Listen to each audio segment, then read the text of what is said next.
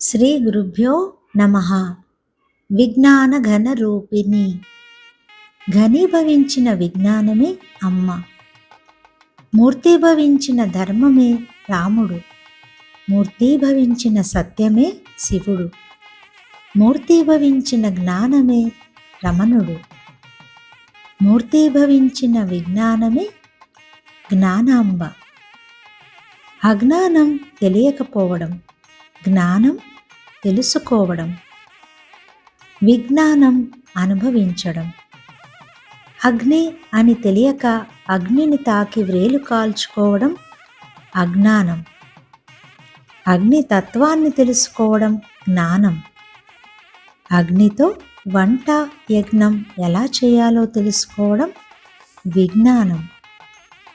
విషయాన్ని అర్థం చేసుకుంటే జ్ఞానం, అనుభవానికి తెచ్చుకుంటే విజ్ఞానం.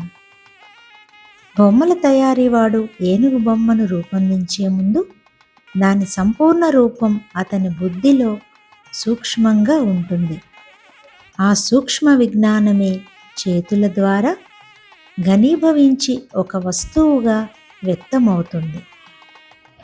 అదేవిధంగా జగత్తు కూడా పరాశక్తి చైతన్యంలో ముందుగా విజ్ఞాన రూపంగా ఉంటుంది.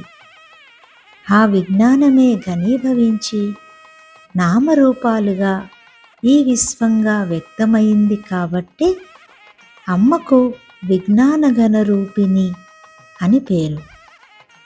అందువల్ల ఈ సృష్టి పదార్థం కాదు, పదార్థ రూపం దాల్చిన పరమ విజ్ఞానం. విత్తనంలో మహావృక్షం దాగి ఉన్నట్లు, బిందువులో సముద్రం దాగి ఉన్నట్లు, ఒక కణంలో విశ్వం నిక్షిప్తమై ఉన్నట్లు అమ్మలో సమస్త సృష్టి విజ్ఞానం ఉంది. ఆ విజ్ఞానం సృష్టిగా వికసిస్తుంది. మనిషిలో కూడా ఇదే ప్రక్రియ జరుగుతుంది. ఆలోచన ఘనీభవిస్తే సంకల్పం, సంకల్పం ఘనీభవిస్తే కార్యం, కార్యం ఘనీభవిస్తే వ్యక్తిత్వం. అందుకే ప్రతి జీవి తన అంతరంగ విజ్ఞానానికి బాహ్య రూపం.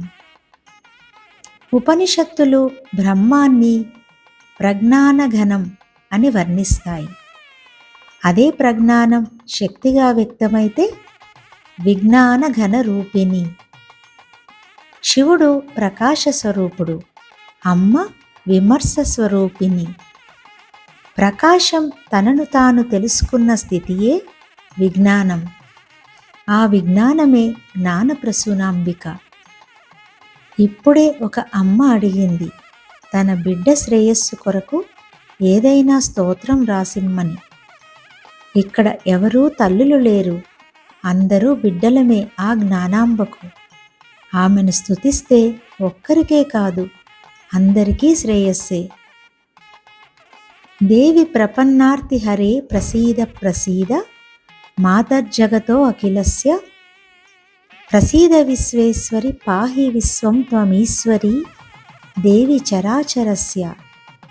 ఓ జగజ్జనని, నీ శరణు వచ్చిన వారి బాధలను తొలగించే కరుణామయి, సమస్త జగత్తుకు తల్లివైన నీవు మాపై దయచూపుము. ఓ విశ్వేశ్వరి, చరాచర జగత్తుకు అధిష్టాత్రి అయిన నీవు ఈ విశ్వమంతటినీ రక్షించుము.